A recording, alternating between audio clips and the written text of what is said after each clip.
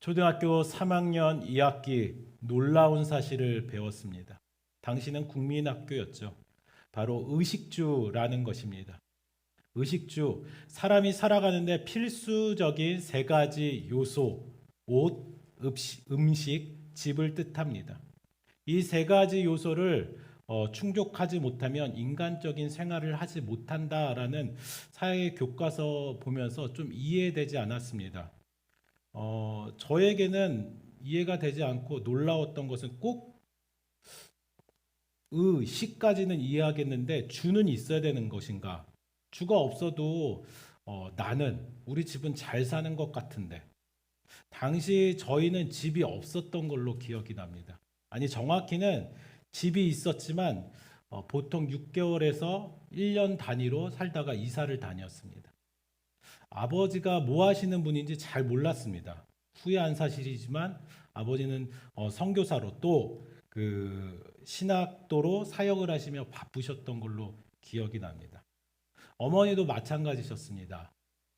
사역자 아버지를 대신해서 직업전선에서 뛰어드셔서 사업을 하시는 큰 손이셨습니다. 여러분들이 상상도 못하실 정도로 제가 말은 못하겠지만 사업장을 하나만 아니라 여러 개 운영하시는 아주 큰 손으로 기억합니다.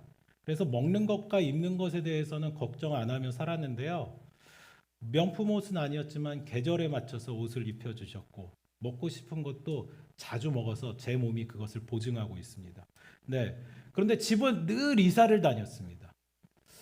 6개월, 1년,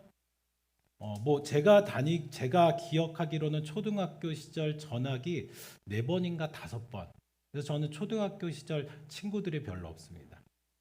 물론 이사는 더 많았습니다. 정해진 집도 없었고요. 이사를 다니다가 때로는 이제 집인가 싶은 곳에 살았어요.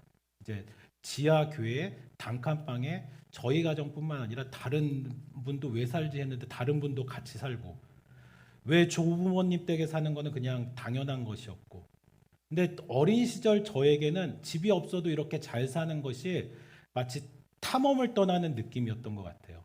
네. 그래서 흥미롭고 기대가 되는 일이었기에 사회 교과서에 인간적인 기본적인 생활을 위해서 의식주. 근데 주가 이해가 되지 않았습니다. 물론 나중에는 이해가 되었습니다. 이 주의 문제를 두고 부모님께서 얼마나 땀 흘리며 수고하셨는지 이해가 되었습니다. 그리고 또 실제적으로 제가 살아보니까 이 주거 환경에 대해서 참 쉽게 해결할 수가 없구나라는 생각이 들었습니다. 인터넷 백과사전에는 의식주에 대해서 이렇게 기록됩니다. 식비는 한 끼 한 끼가 어마어마한 비용이진 않으나 하루도 빠짐없이 지속적으로 소모되기 때문에 생활비에서 차지하는 비중이 크다. 반면 의는 한 벌 한 벌 가격이 식비 한 끼보다 비싸긴 해도 한 번 사면 여러 번 입을 수 있으므로 경제적 비용이 식에 비해서는 한참 낮다. 그러나 부동산에서 보듯 비용이 의와 식과는 비교도 안 될 정도로 많이 들며 현대 한국 사회를 기준으로 성인이 되기 전까지는 스스로 부담하는 것이 거의 불가능하다라는 것입니다. 주의 문제에 대해서, 주거 환경에 대해서는 모두 어려운 부분들이 있을 것입니다. 선교 사역을 위해서 말레이시아에서 생활을 했을 때 이 주거 환경에 대한 해결이 잘 안 되다 보니까 사역에 선교에 집중하기가 참 어려울 때가 있었습니다. 처음에는 혼자 나가서 생활하다 보니까 작은 원룸에서도 충분히 생활할 수 있었습니다. 그런데 이제 결혼을 해서 이후에 같이 나가서 원룸에서 생활하는데 나이 차이가 좀 많이 나서 생각하는 게 달라서 그런지 부부싸움이 아니라 의견의 충돌이 잦았습니다. 네. 그래서 이제 의견의 충돌이 일어나면 어떡합니까? 뭐 서로 좀 다른 곳에 있어서 마음이 좀 식혀지면 괜찮잖아요.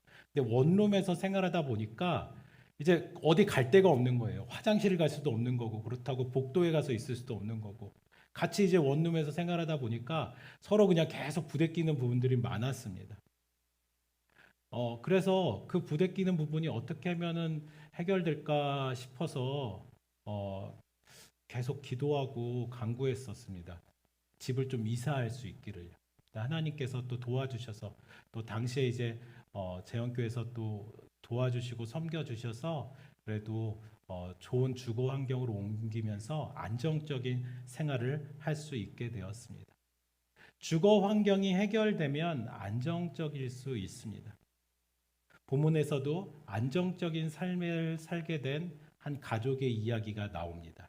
이스라엘이라 불리는 야곱. 떠돌이 생활하던 그들이었는데 이제 애굽으로 가서 정착해서 살 수 있는 기회가 됩니다. 그리고 뿐만 아니라 야곱은 죽은 줄로만 알았던 아들 요셉을 만나기 위해 하나님의 명령을 따라 애굽으로 내려갑니다. 야곱과 그의 가족들은 애굽으로 내려가 첫 번째 도착한 곳이 고센 땅입니다.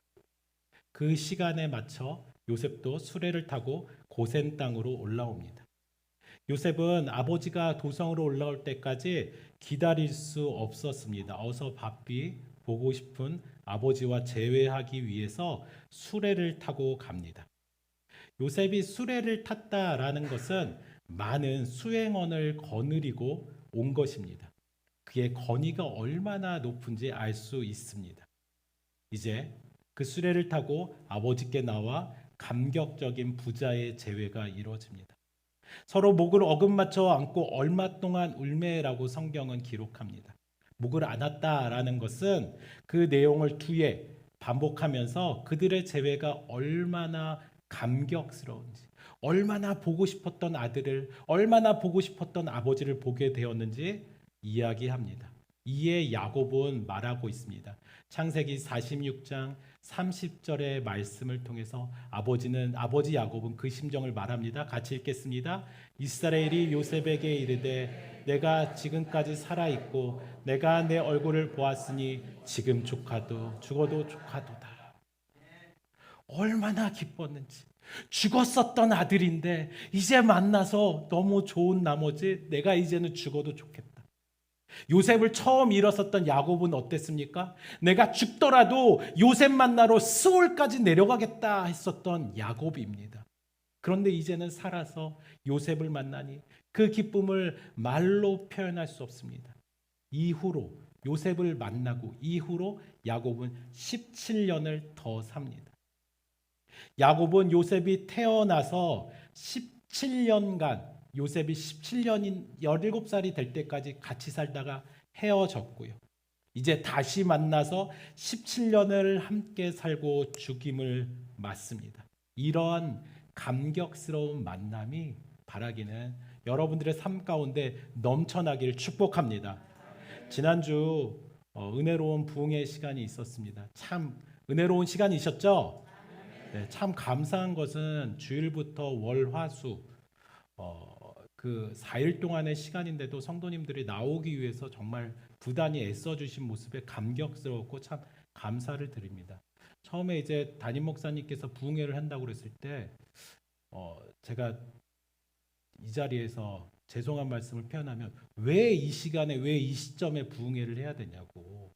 지금 저녁에 다들 바쁜데 할 거면은 7시 반이나 좀 늦게 좀 해야지 다른 사람들도 오기 편하지 않겠냐고 그랬는데 그걸 뛰어넘어서 하나님께서 주신 은혜 가운데 여러분들이 오셔서 하나님이 우리의 영적인 체질을 변화시키는 시간을 마련해 주신 줄 믿습니다. 특별히 하나님께서 우리에게 열정이 깨어나는 시간으로 신앙의 열정이 깨어나는 시간으로 허락해 주신 줄 믿습니다. 근데 단 하나 부흥의 기간 가운데 단 하나 마음에 좀 어려웠던 부분이 있었습니다. 이거 영상 끊어야 될지 모르겠는데, 네, 이거 말씀하면 또 이제 강사 목사님 들으시면 안 되는데, 네, 그 기도 중에 강사 목사님이 이런 기도를 하셨어요. 그 본래의 의미는 알겠는데 이 기도의 내용을 딱 듣는데 마음이 너무 어려운 거예요. 윤석열 대통령이 나와서 엎드리는 교회가 되게 해주십시오. 기도하는데 의미는 알겠어요. 의미는 알겠어요. 그만큼 교회가 교회되게 해달라고 그러는데 딱 그 말을 듣는 순간 마음이 턱 막히면서 그 더 슬픈 거는 그 말에 우리 성도님들이 아멘 하고 다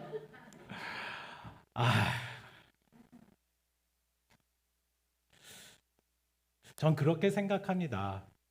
교회가 교회 되는 거, 윤석열 대통령이 와서 엎드리는 거 좋죠. 근데 저는 이 재헌교회 상황과 우리 성도 여러분들의 마음을 알기에 윤석열 대통령보다는 여러분들의 아들, 딸, 남편, 친척, 지인들이 와서 엎드리는 게 더 감격스럽지 않으십니까? 그 감격스러운 만남이 이 재헌교회 가운데 넘쳐나길 축복합니다. 지난주 담임 목사님의 말씀처럼 돌탕의 역사, 돌아오는 탕자의 역사가 그 감격이 우리들의 삶 가운데 넘쳐나길 소망합니다. 여러분, 이러한 감격이 누구로부터 시작된 것입니까? 요셉 한 사람으로부터 시작됩니다. 요셉이 수많은 고난을 참고 수많은 시련을 참았습니다. 생각해 보십시오. 형들에 의해 종으로 팔려나갈 때 당장 아버지께 아버지 저를 구해 주십시오라고 말하고 싶었지만 외쳤지만 외면받았습니다. 형님들 저 동생 요셉입니다 말했을 때 외면했습니다. 애굽으로 끌려가 종살이를 했습니다. 그 전까지는 하인들을 데리고 있었던 요셉인데 이제 자기가 허드렛 일을 합니다. 심지어 강간 미수범으로 몰려서 감옥에서 옥살이를 합니다. 여러분 그런 고난과 시련을 다 극복하고 이겨내서 요셉이 총리가 됩니다. 요셉이 총리가 돼서 한 사람만 살아나는 것이 아니라 이제 한 가족이 살아납니다. 여러분 이렇게 한 사람으로 인해서 그 가족이 살아나는 역사가 여러분들의 있기를 바랍니다. 요셉은 반가운 만남 직후에 아버지 가족에게 애굽으로 이주했음을 바로에게 알린다라고 말합니다. 특히 가족들이 모두 목축을 하는 목자들이어서 양과 소를 비롯한 모든 소유를 이끌고 왔다고 바로에게 보고할 것이라 말합니다. 그러면 바로가 그들을 불러 직업을 확인할 때 그때 조상 대대로 목축을 해왔습니다라고 대답하라고 알려줍니다. 요셉이 이렇게 목축을 강조하는 이유는 무엇일까요? 애굽 사람들은 목축에 대해서 가증히 여겼습니다. 그들의 종교적인 다신론 사상의 신앙이 있기 때문입니다. 동물들을, 가축들을 숭배하는 사상이 그들에게 있었고 그 목축을 하는 일에 대해서 가증히 여기면서 그 일에 대해서 피했습니다. 그렇게 돼서 그들이 목축을 함으로 인해서 애굽의 변방에 자리 잡은 고센 땅에 그들이 살 것이다. 요셉은 해안을 줍니다. 고센 땅은 애굽 중심부에서 어느 정도 거리가 떨어진 지역입니다. 주보에도 그림을 나타냈습니다. 애굽 중심에서 거리가 상당히 멉니다. 그 말은 무엇입니까? 애굽의 영향을 덜 받을 수 있다라는 것입니다.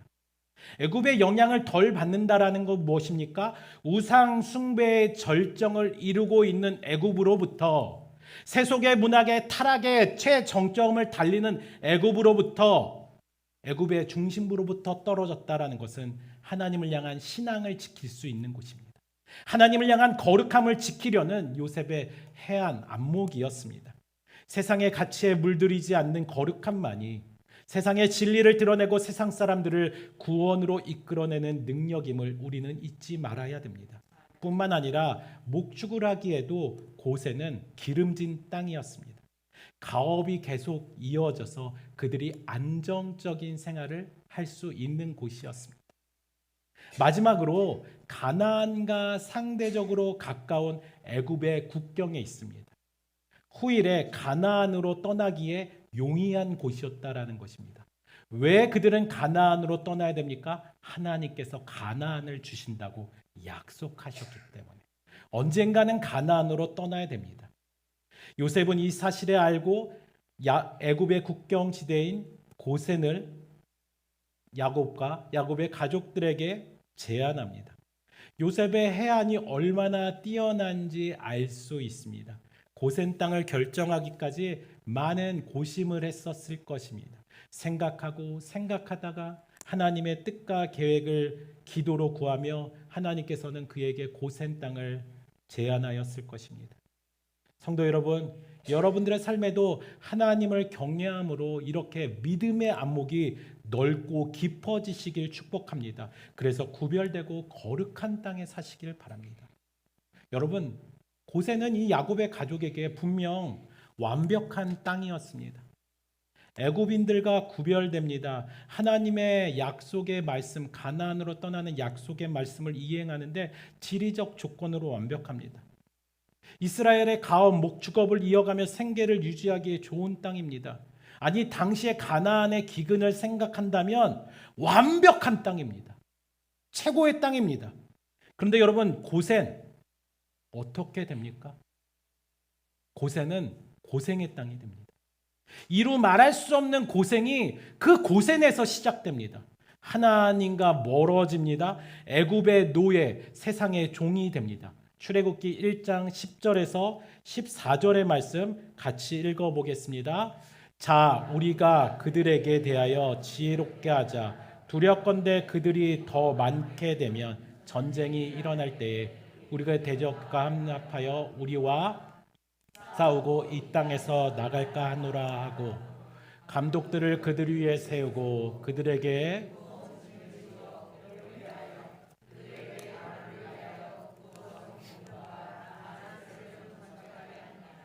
그러나 학대를 받을수록 더욱 번성하며 퍼져나가니 애굽 사람이 이스라엘 자손으로 말미암아 근심하여 이스라엘 자손에게 이를 엄하게 시켜 어려운 노동으로 그들의 생활을 괴롭게 하니 곧 흙 이기기와 벽돌 굽기와 농사의 여러 가지 일이라 그 시키는 일이 모두 엄하였더라. 아멘. 세상은요, 애굽은요, 믿는 자들을 가만 냅두지 않습니다. 가만 냅두며 곱게 보지 못합니다. 믿는 자들이 잘 되는 것을 가지고 그것들에 시기하며 질투하며 괴롭히는 것이 세상입니다. 애굽에서의 풍요로움을 통해 이스라엘 백성들은 큰 민족이 됩니다. 하지만 그런 것을 지켜보지 않고 애굽은 괴롭힙니다. 왜 그렇게 괴롭힙니까? 말도 안 되는 이유로 그들을 괴롭히는 것입니다. 우리가 읽었었던 출애굽기 1장 10절 이전의 말씀 8절에 그들의 노예가 된 첫 번째 원인이 기록되어져 있습니다. 같이 있습니다. 요셉을 알지 못하는 새 왕이 일어나 요셉이 있을 때는 괜찮았습니다.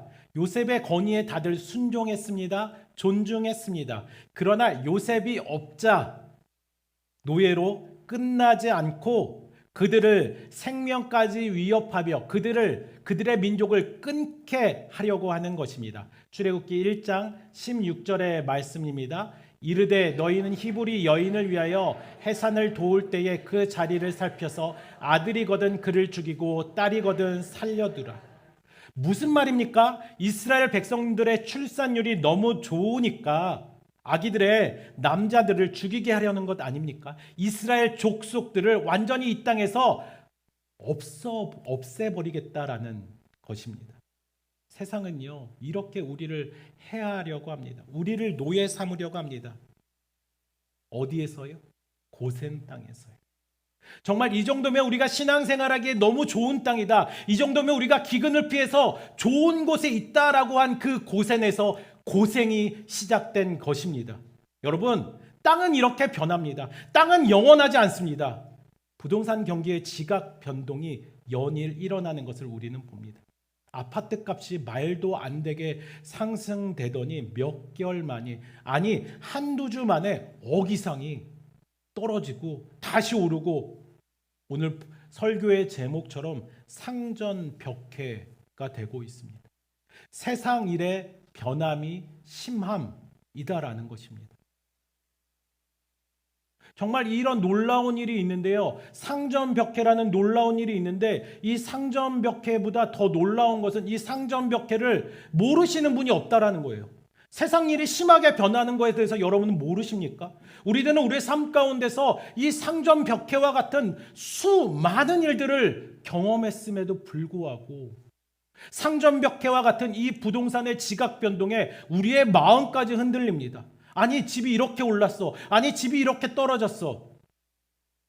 그러면서 우리는 좋은 집, 좋은 땅, 좀 더 편안한 곳을 찾습니다.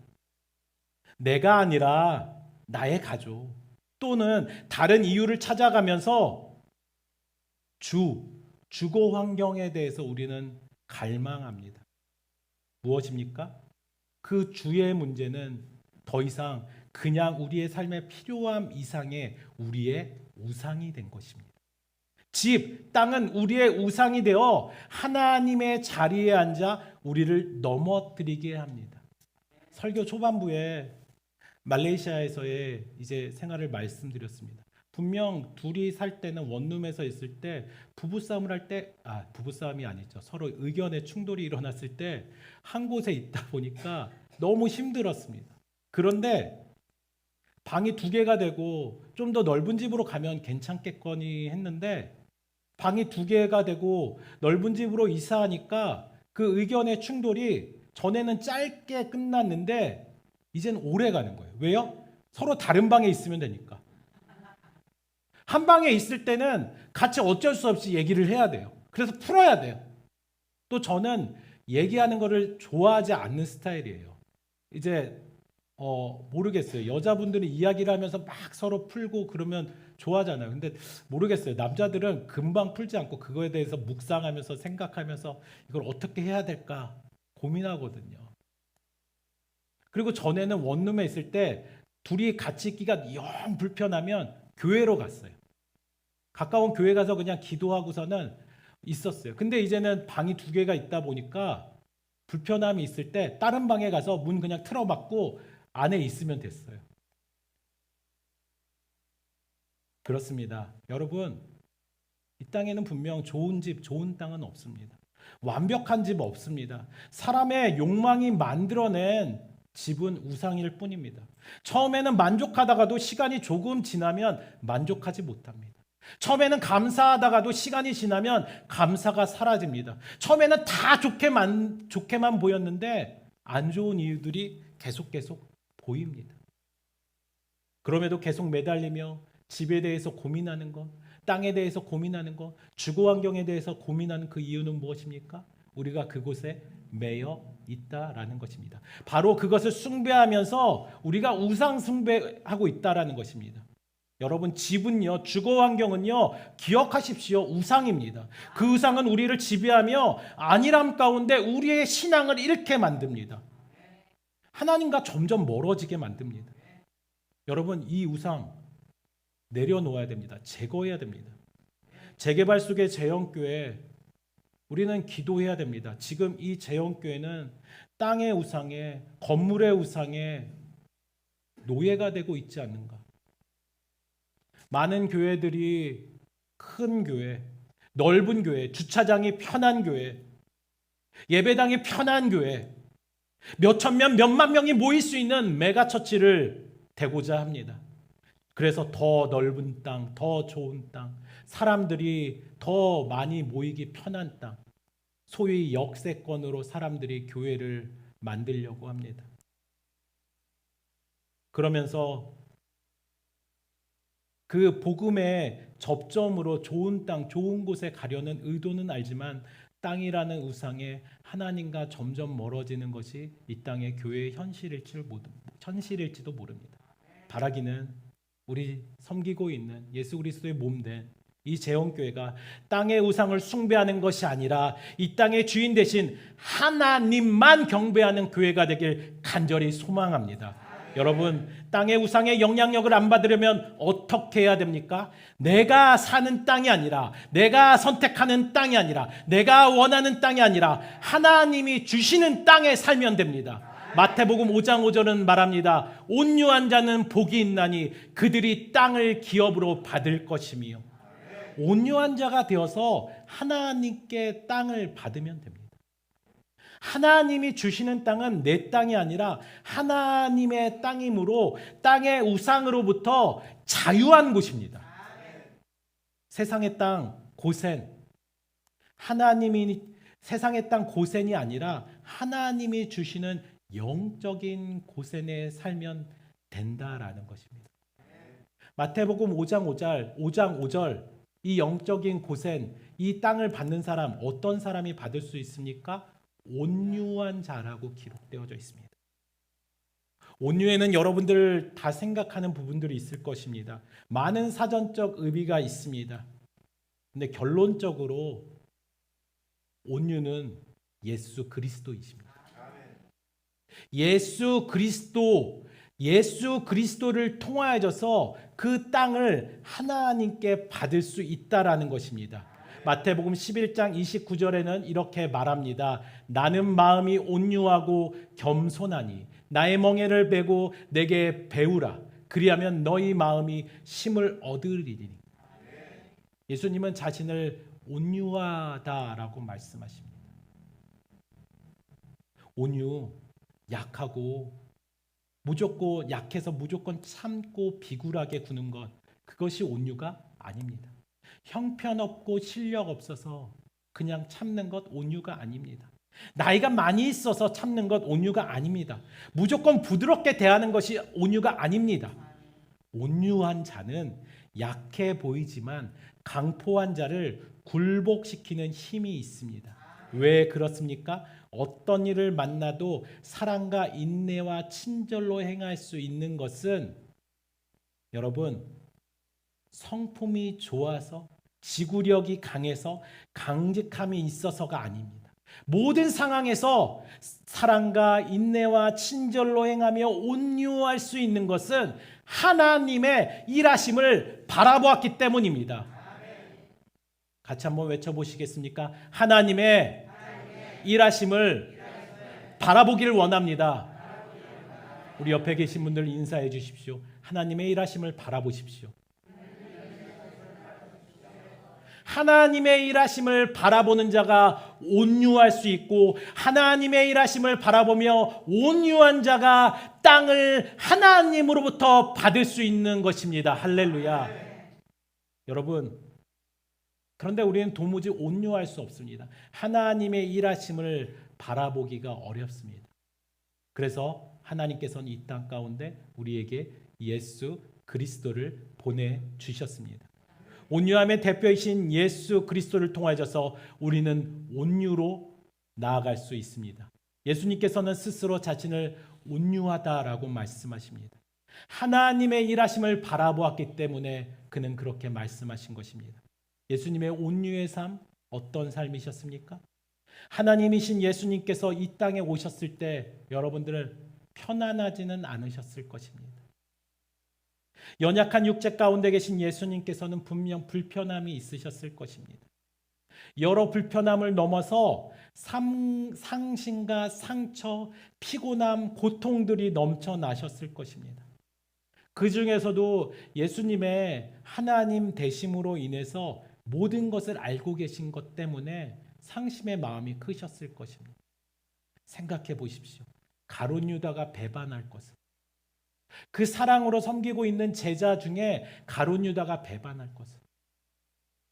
거짓말하지 말아라, 형제들을 사랑하라, 진실되게 행하라라고 가르치는 그 제자들 중에 가룟 유다의 배반, 베드로의 거짓말,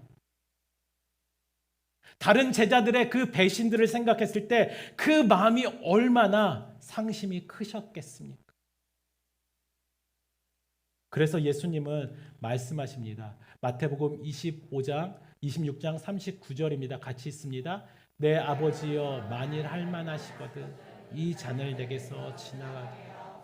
예수님도 상심하셨습니다. 그래서 이런 말씀을 하십니다. 고통스럽습니다. 내가 사랑하는 사람이 나에게 칼을 들고 쫓아올 텐데, 나를 팔아버릴 텐데, 지금 나에게 호산나 호산나 하는 저 사람들이. 그런데 여러분, 예수님께서는 온유한 자이셔서 이렇게 기도로 끝나지 않으시고 그 기도 이후에 이렇게 말씀하십니다. 39절의 말씀 다 읽겠습니다. 내 아버지여 만일 할만하시거든 이 잔을 내게서 지나가게 하옵소서. 그러나 나의 원대로 하시고 아버지의 원대로 하옵소서. 그러나 나의 원대로 마옵시고 아버지의 원대로 하옵소서. 아버지의 일하심을 보았기 때문에 예수님은 온유할 수 있었던 것입니다. 그래서 그는 십자가 지실 만한 이유가 전혀 없으신데 십자가를 지십니다. 이해가 되지 않을 정도로 이유가 전혀 없으신데 십자가 지시며 온갖 모욕을 받으십니다. 심한 말, 폭언, 폭행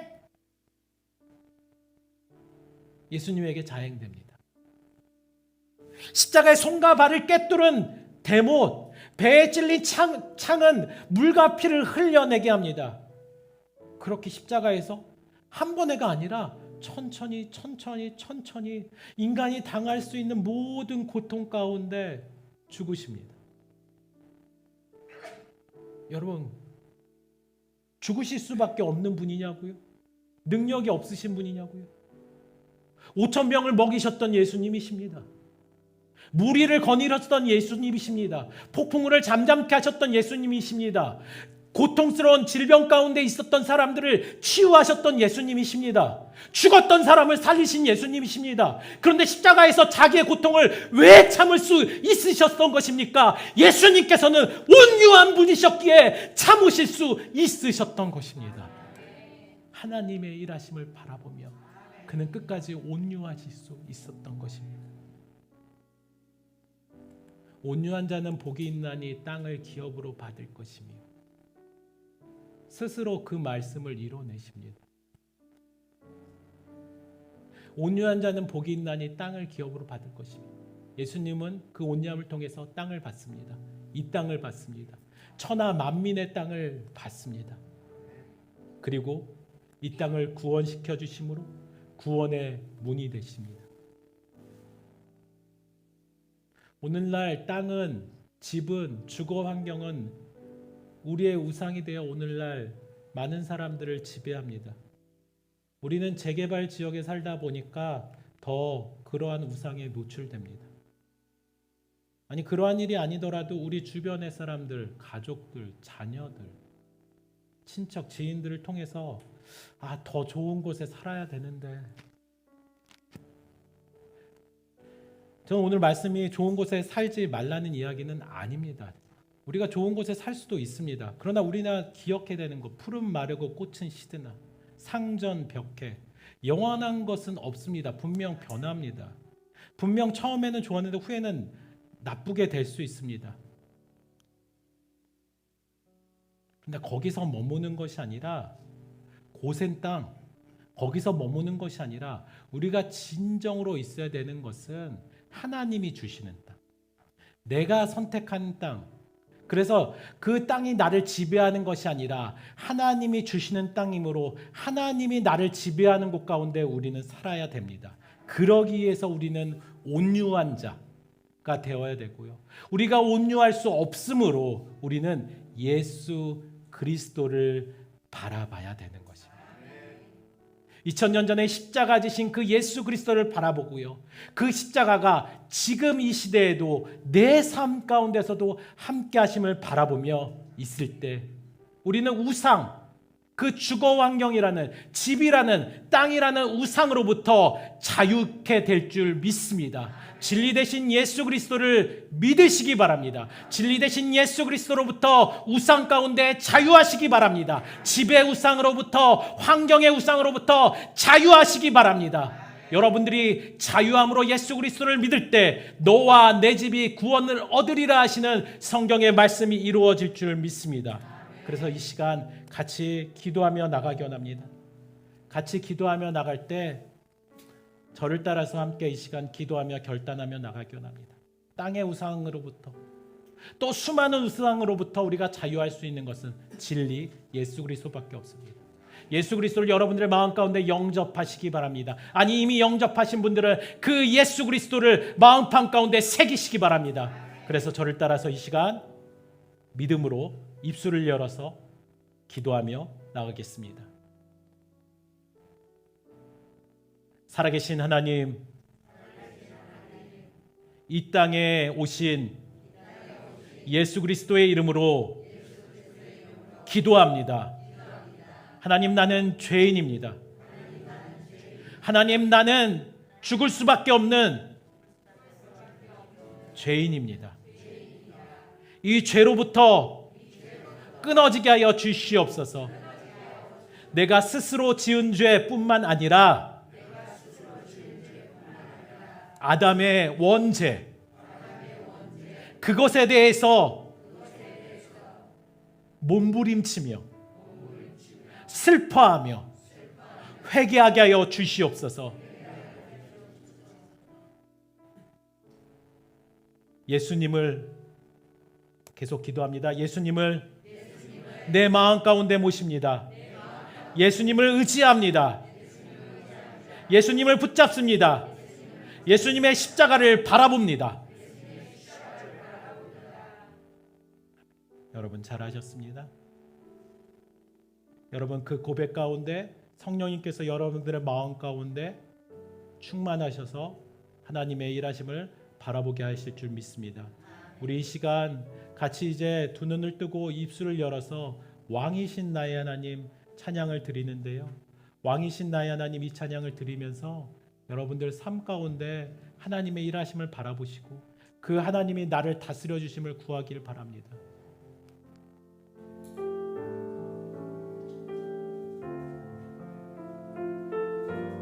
우리 두 손을 들고 같이 고백합니다. 왕이신 나의 하나님, 왕이신 나의 하나님, 내가 주를 높이고 영원히 주의 이름을 송축하리이다.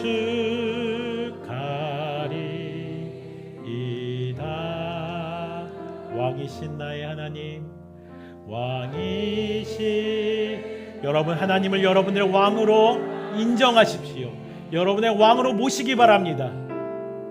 내가 주를 높이고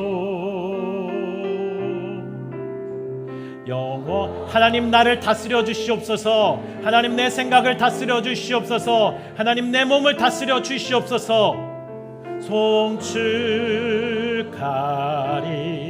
더 힘을 내어서 우리 주 하나님의 은혜를 사모하시며 왕이신 나의 하나님,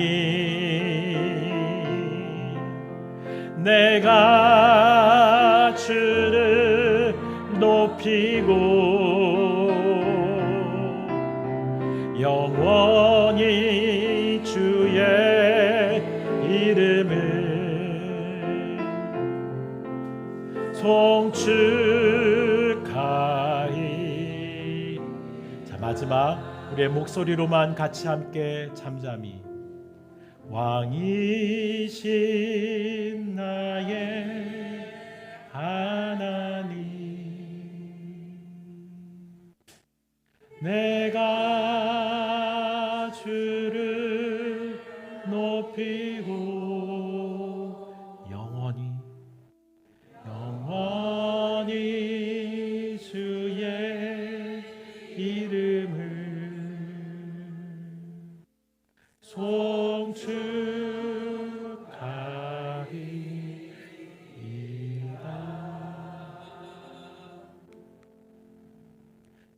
두 손을 가슴에 모읍니다. 바라기는 앞에 선 목사는 젊은 목사고 아직 부족함이 많지만 저희 교회 모든 성도가 그렇습니다. 땅 부자 되셨으면 좋겠습니다. 우리 권사님, 집사님들, 우리 성도님들 좋은 집에 살았으면 좋겠습니다. 세상 사람들 남부럽지 않은 곳에서 편하게 사셨으면 좋겠습니다. 그래서 그 비법을 드립니다. 온유하십시오. 온유하십시오. 그런데 도무지 우리는 온유할 수 없습니다. 당장 교회 밖에만 나가더라도, 아니 교회 안에서도 왜 이렇게 짜증이 나는지, 왜 이렇게 화가 나는지,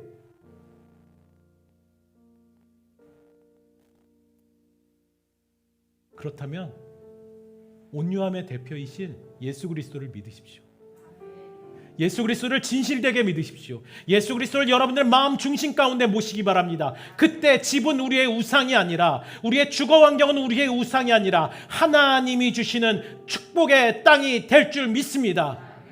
오늘 고센 땅 이야기를 했습니다. 고센 땅은 고생이라고. 그런데 여러분, 고센 땅은 고생이 아니라 거기서 더 나가서 그들이 하나님과 함께 했을 때 어떤 일이 벌어진지 아십니까? 저주를 피하게 되는 땅이 되었어요. 애국 가운데 이제 10가지 재앙이 있을 때 고센 땅에도 똑같이 재앙이 내렸어요. 하지만 그들의 마음이 변하여 하나님 앞에 나갔을 때 고센 땅의 재앙이 그칩니다. 그래서 세 번째 재앙부터는 고센 땅에 재앙이 없었어요. 바라기는 여러분들의 집에, 여러분들의 가정에, 여러분들이 밟고 있는 땅에, 여러분들의 직장에 재앙이 멈춰지길 축복합니다. 우리 그래서 같이 이 시간 하나님께 간절히 기도합시다. 하나님이 주시는 땅이 내 집이 되기 원합니다. 하나님이 나에게 주신 땅이 내 집이 되기 원합니다. 그래서 주님, 내가 예수 그리스도를 바로 믿게 해주세요. 내가 예수 그리스도를 바로 영접하게 해주세요. 우리 같이 이 시간 주님께 간절히 기도하며 나가겠습니다. 할렐루야. 살아계신 하나님, 오늘도 하나님이 주시는 그 은혜 가운데서 우리가 나아갑니다. 아버지 하나님, 내가 원하고 내가 선택한 땅이 아니라 하나님이 주시는 땅, 하나님이 원하시는 곳에 사는 아버지 하나님, 주님, 이 교회가 되게 하여 주시옵고 성도들이 되게 하여 주시옵소서. 하나님, 말하기는 주님의 은혜 가운데서 아버지 하나님, 우리 한 사람 한 사람들 주님께서 이렇게 세워주셨는데, 아버지 하나님, 주님, 우리들의 사는 곳 가운데 우리가 매여 있지 않게 하여 주시옵소서. 그곳에 있는 불편함, 그곳에 있는 어려움들, 억울함들을 뛰어넘어서 아버지 하나님, 하나님께서 주시는 축복을 누리게 하여 주시옵소서. 어디에 있든지 하나님을 바라는 재영의 성도들 되게 하여 주시옵소서. 그러기 위해서 하나님의 일하심을 바라본 예수 그리스도와 같은 믿음을 주님 우리에게 허락하여 주시옵소서. 믿음의 선물을 주시옵소서. 예수 그리스도를 마음 가운데 중심에 모시게 하여 주시옵소서. 예수 그리스도로 자유케 하여 주시옵소서. 예수 그리스도를 온전히 구하게 하여 주시옵소서. 하나님, 하나님 한 분밖에 없음을 온전히 고백케 하여 주시옵소서. 우리 한 가지의 기도 제목 더 나누기 원합니다. 우리 교회의 재개발, 이 건축의 문제를 두고 같이 기도하며 나가기 원합니다. 세상은 우리를 가만히 내두지 않는, 마치 애국과 같은 일들 가운데 재원교회가 놓여져 있습니다. 우리 공예배 시간이지만 같이 함께 교회 재건축의 이 문제 가운데 하나님의 일하심을 바라볼 수 있게 해달라고 같이 기도하며 나가기 원합니다. 당장은 저 재개발 조합, 당장은 이 일의 송사를 처리하는 재판관이 더 커 보이지만 그보다 더 크신 하나님을 바라볼 수 있도록 우리 교회 가운데 믿음의 안목을, 믿음의 해안을 허락해달라고 같이 기도하며 나가기 원합니다. 모든 조합과 모든 것을 처리하는 사람들 가운데 정말 이 교회를 통해서 하나님을 바라보게 하여 주시옵소서. 그래서 아버지 하나님, 성전 건축, 건물이 지어지는 것이 아니라 하나님의 나라가 세워지며 하나님의 나라가 확정되어지는 것 가운데 재영교회를 사용하여 주시옵소서. 모든 악한 세상적인 그 돈의 원리가 떠나가게 하여 주시옵소서. 우리 마지막의 기도는 같이 함께 주님 이름 부르고 기도로 나가시겠습니다. 주여. 할렐루야. 사랑의 하나님 감사합니다.